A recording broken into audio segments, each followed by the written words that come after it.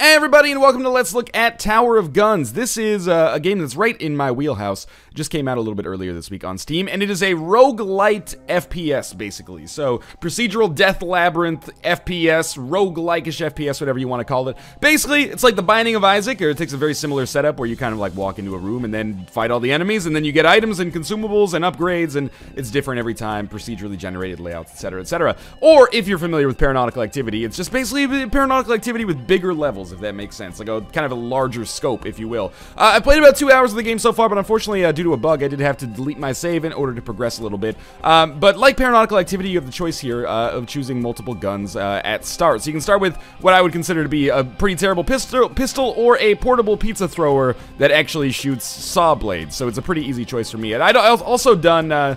you know, you unlock these basically by accomplishing things throughout the game, but I'd unlocked, like, the rocket launcher, as well as, I believe this is called, like, Egan's Helper or something like that, which seemed appropriate given the time. This is, like, kind of a pellet shooting, like, electrical beam type thing, and this is a rocket launcher. But anyway, we're gonna play, with the portable saw thrower, and also we have perks that we can use, and yeah, we can take these, and these will give us passive or active benefits. I like having a triple jump rate from the start. Being immune to fall damage isn't useless, but it is not as important as being able to triple jump, which will really help us get around, not just dodge, but also just, you know, get from point A to point B.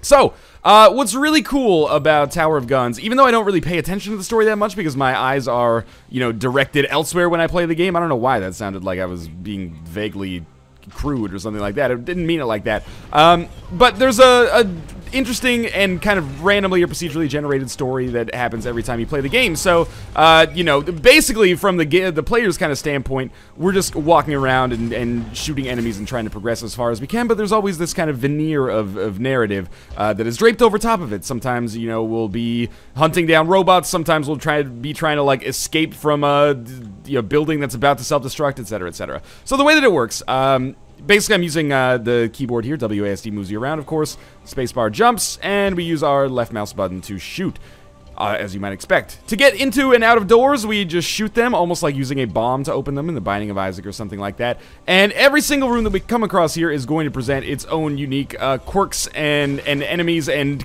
pseudo-puzzles, if you will. So the major difference between this and something like Paranautical Activity, another game that is... you know, beyond the fact that I'm going to mention that there's some differences, they are very, very similar, and that's not a bad thing at all. Paranautical Activity was a great game, and a lot of people really, really enjoyed the kind of like first-person take on the roguelite genre. And I think this will basically make people feel pretty much exactly the same way. It's just Paranautical Activity, but the rooms are bigger, and sometimes there's some more platforming puzzles that happen as well. So there'll be, you know, areas where there's a lot of lava, and you have to, you know, dodge the lava. There'll be areas where there's conveyor belts, and you have to, you know, navigate those appropriately. I will talk, by the way, about these orbs and whatnot that we're picking up. Is this... yeah, there's one more turret here. Hopefully it drops some blue orbs. It didn't. Is there one more turret? Maybe not. We'll just keep moving on then. Basically, our health is on the left side of the screen there, represented by that, like, Team Fortress 2 logo-looking type thing. What are these enemies down here? Thankfully, they just exploded right away. We can buy that item from the shop. Oh, I hate all of these things. But the main thing that I focus on when I play the game is getting these blue orbs that you can see. It's not HP, it's not mana or anything like that. What this actually is basically like an experience meter that's tied to our weapon. So the more of these that we pick up, the stronger our weapon gets. I'm not sure if it's just raw damage or maybe it makes you have the ability to fire a little bit faster. But basically, the more of those blue orbs you pick up, the more your weapon will level up. I think the max level is level 5. And the more you take damage, the more that meter goes down. So you can lose levels as well. So it's important to make sure that you're dodging as much as possible because it kind of feels like, structure-wise, like playing Gradius or R-Type or something like that. Because, you know, in those games, it's all about momentum and consistency, making sure that you get power-ups, which, you know, come fairly infrequently, but if you get hit, you lose them. So it feels kind of similar to that. When things start going wrong, it compounds very, very quickly, and, you know, it's more than the sum of its parts, basically, is what I'm trying to get at. If you take a lot of damage, you are going to continue to take a lot of damage because you won't be able to do as much damage. I think with my triple jump, I might be able to get it. Oh, okay, let's try it again. I didn't take any fall damage there, which is good. Throughout the game, we will also get, you know, Isaac-style trinkets or active items, maybe something that shoots like a missile, for example, and does a lot of damage, but we can only use it once every 2.5 minutes or something like that. You know, things like HP upgrades as well. I need a lesson in momentum. We're going to try this one more time. That's an item that we could buy, by the way, down there. We can also get weapon mods. So one of the weapon mods that I've seen a couple of times is rebound. So when you fire your saws, instead of just kind of like being absorbed into the wall, they'll actually bounce around. They already do bounce around a little bit, but the rebound mod will make them bounce around a lot more, which can actually be very effective. So let's try this one last time. Oh, God, I almost made it there. I seriously think that's probably, you know, plausible to get, but I'm not gonna worry myself with it too much here. Let's go fight this boss. The boss battles are a major strength of the game. Really large, huge in scale most of the time. So we're fighting Lanternivolus. Basically, every boss fight is kind of a clusterfuck. They all do sort of remind me, at least the ones that I've seen so far, and I've only, you know, ever made it past the second area of the game like twice in my entire playtime with it. It's a game that I consider to be very difficult, but all the boss fights kind of remind me of the Isaac and Blue Baby fight from Isaac, where there's just a ton of enemies that are coming in at all times and shooting multiple things, and things are exploding, and basically my strategy is just kill the enemies before they kill you. I mean, that's a good strategy in a game like this where that's the exact way to measure your success, but it's less like, you know, here's my pattern, here's my strategy. It's more like click the left mouse button until they die. But there's a good sense of size and scope on the boss fights as well. So, having killed the boss there, we'll pick up this item. I have no idea what this is.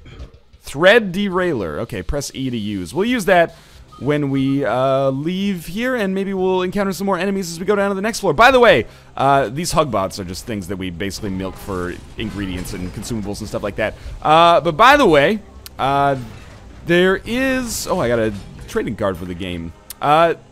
There are par times, is what I'm trying to say here, despite, like, losing... That's an HP upgrade. Losing the ability to speak rationally, apparently. There are par times, so, you know, those are suggested to be what you want to beat if you unlock perks, or if you want to unlock perks and new weapons, basically. So, by beating those par times, that is one of the things that allows you to get past those gates and unlock new items and perks and weapons to start with. But, I'm bad, so I play slowly. So we are on the second floor here. I haven't made it too much further than this, but the Foundry is interesting because we start to encounter a lot of interesting room designs and an awful lot of rooms that have kind of like environmental hazards on them. And this is probably where I'm going to die if I had to guess. Probably not on this room, but man, these things take a lot of hits. Probably not on this room, but in the Foundry in general, I think. I'll use the Thread Derailer at some point. I don't even know what these things are. Probably just explode if I shoot them a couple of times. Okay, that's good. And now... You're not dead yet. Why? There we go. Let's pick up all the loot that we got here. It's very important to make sure you're getting all that stuff. So, how do I feel about the game overall? I think it's pretty good. Just in general, I prefer playing my roguelite type games in the like top-down setup that Isaac is kind of known for. This is our door. We didn't really get as much out of that room as I thought we would. But that's just like a personal preference. If you're the kind of person who's into arena shooters... Oh, God! If you're the kind of person that's into arena shooters, I think you'll have a really good time with this. And compared to something like Paranautical Activity, which I also like, you can just tell when you look at a room like this that it's kind of different, and I've mentioned this word a lot, but it's bigger in terms of size and scope. Not every room is just like a square with some ramps and staircases. Kind of more of an inventive level design, I would say. And again, that's not to knock the Paranautical Activity or Mike Malbec. It's, they're different games, and Paranautical Activity has some strengths over Tower of Guns as well. I think it moves a little bit faster. Tower of Guns, I find myself a little bit slowed down at times, and there's sometimes when the extra complexity I feel is almost like a negative, because, you know, in Isaac it's not difficult to get through a room, and I'm not comparing everything to Isaac just because I'm, you know, anal about it, but... You know, to get into a room, it's as simple as just walking into a door. In Tower of Guns, sometimes I find myself getting turned around a little bit. We have 99 cents. It only costs us 58 to get this, so why don't we get it? We just walk into it, I think, and it'll give us this. I don't know what it is. More, like, looks like maybe weapon energy fills our bar faster.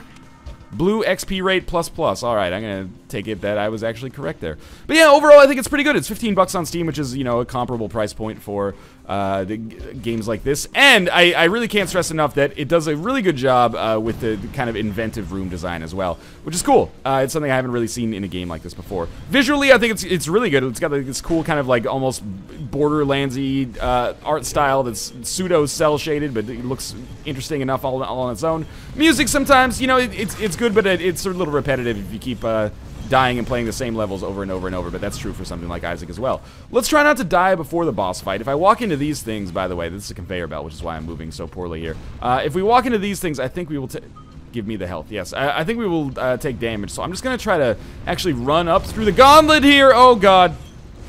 Shoot it and kill it dead. I really thought that this was actually the room, yeah, oh, it is. Okay, so let's just get the hell out of here.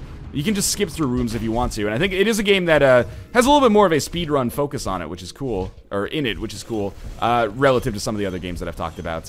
You can basically just run through things as fast as you want sometimes. It's not a good strategy for getting a lot of weapon energy, and getting weapon energy is basically the only way that I've found myself having even a chance to survive. Oh God, get the HP. These mushroom enemies are the worst. They are so goddamn annoying, and they are so fast. But it's okay. I can't get that HP. There are upgrades that we can get that will make it easier for me to pick up those items. Like, it's basically magnet power up, so we don't have to be as close to an item to pick it up. But we don't have that right now. So where is our door to get into the boss room? It's right there. Oh, you snuck up on me, Mushroom Man. In every game where enemies that have a mushroomy shape can be, like, you can actually fight them and they'll antagonize you. Think about it. Dark Souls, mushroom enemies are a real pain in the ass. Tower of Guns, mushroom enemies are a real pain in the ass. Poison mushrooms from Super Mario World. Think about it. Well, not just Super Mario World, but the Mario games in general. Alright, let's fight our second boss. I'm gonna get killed here. It's the same boss. I used Thread Derailer, by the way, which just popped out a bunch of happy cats. I have no idea what this is doing for me, but that's the fun of a, you know, a roguelite, basically. It's the thrill and, you know, mystery of discovering the mysteries of the game and solving them for yourself and figuring out what items do. I don't know why we're fighting the same boss again, but it is a different room layout. This is the first time I've ever seen that happen. But I have seen a lot of repeating bosses, but again, that's true in games like this as well. You're not going to be fighting a different boss every single time, but that's just par for the course. So, he is dead. I am caught in 30 explosions here, but hopefully we'll be able to get enough HP to survive. And believe it or not, this is actually one of my most successful runs so far. What is this? Rapid gun mod, so we can fire more quickly, I guess. Wow, okay, that actually seems really useful.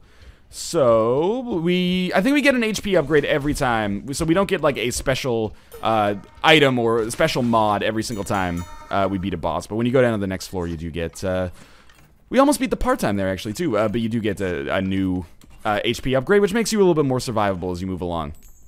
So, we're entering the battlements. Part-time is 2 minutes.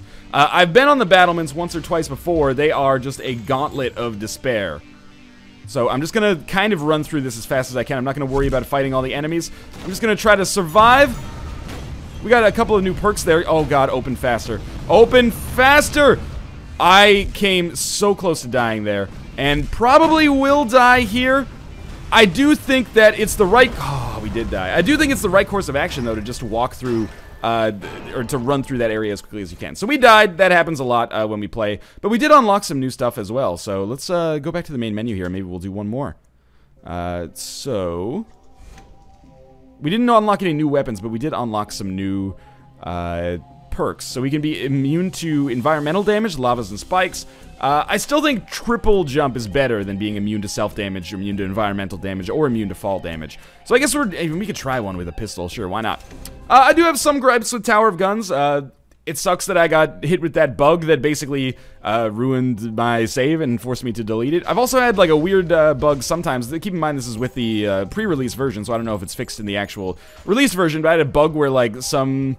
parts of the title screen would actually carry over into the game, and I would have like a big spot on the left side of my screen, which is basically like where the title screen of the game almost looked like it had burned into the monitor, basically, but it wasn't burned into the monitor, just for whatever reason it carried over into the game itself. But, you know, your mileage may vary. That could be something to do with my drivers, and UDK games don't always play nice with my computer for some reason, but that's okay. Mostly, you know, very, very minor gripes. Alright, I think the pistol is actually, like, pretty bad, but, you know, the community that spawns up around this game might prove me wrong when it comes to that one. I really liked the rocket launcher. It's a shame we can't show that off because it's got like a really nice kind of like steampunky feel to it. It's a good sound too. It has like a real like ka-chunk. I like it. RIP++. I don't know what this means, but let's pick it up. Difficulty increased. Oh, that's great. That was a smart idea.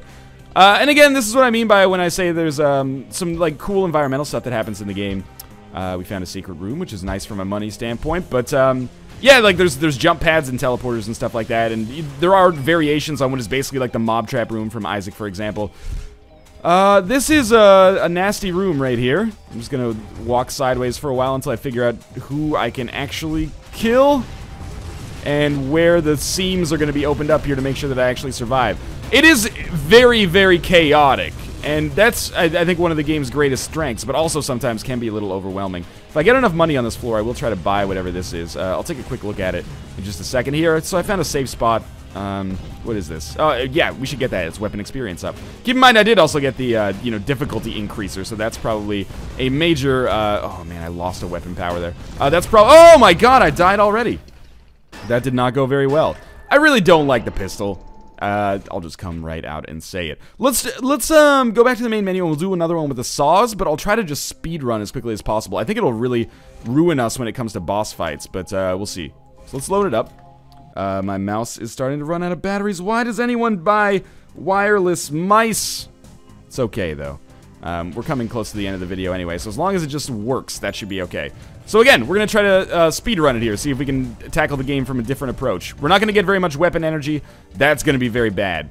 But you don't actually have to kill the enemies to get out of each room, so why not? Just keep it going. There's another door.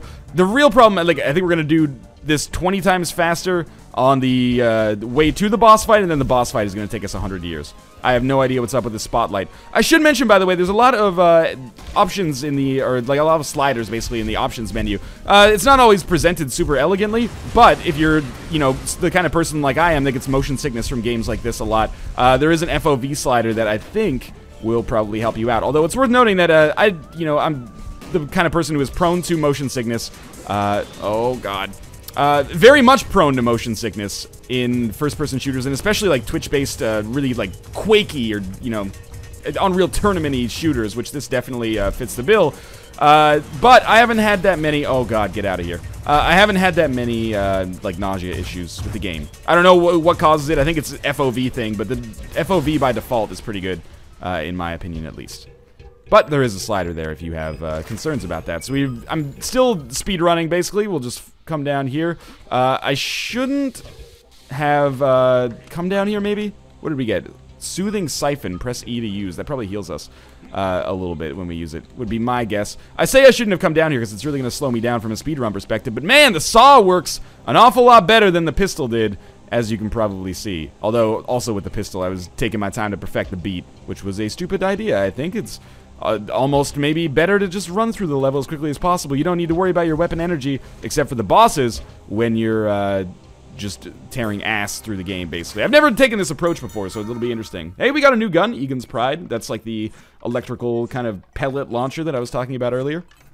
Let's press space to continue and see if we can beat the Foundry in roughly the same amount of time. I don't know what we're going to do on the battlements, because I am incapable of dodging, apparently. But let's try it again. By the way, I know that Josh and Nick are doing series on this game right now, so if you're interested in seeing more of it, you should definitely go check out youtube.com/RockLeeSmile and youtube.com/JSmithOTI, and watch people actually, in particular, I know Nick's played a lot of it, and he's been doing a series for a while, so, oh god, this is the worst idea. I actually didn't take as much damage as I thought I would. Where's the door? Alright, I'll kill you because we're right here, but I would like to know where the door is.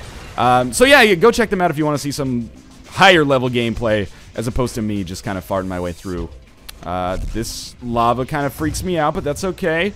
I'm gonna try to save the use of this Soothing Siphon, because I don't know if maybe it's gonna be a healing item that could really help me when I get to the battlements. This might be the boss fight. Oh god, the panels on the floor, it's Super Mario 64 all over again.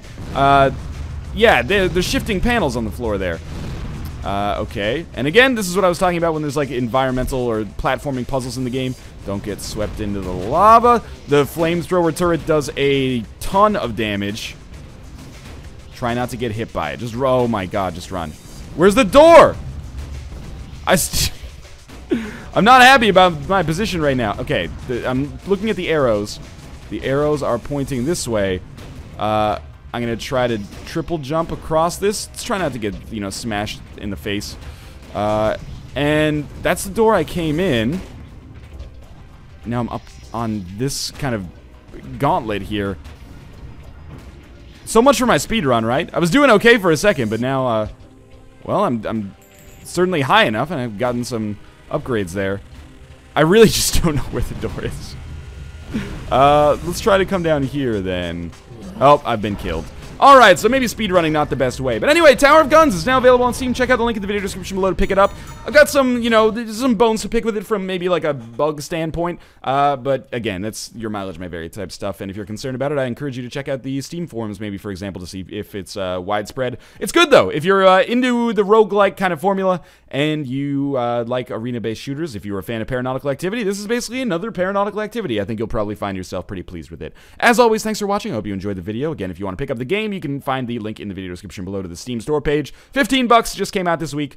Might have an opening week sale of like 10% off. But if you enjoyed the video, make sure to show your support by clicking the like button or subscribing. It helps out a great deal. And of course, I hope you enjoyed the video, and I'll see you next time.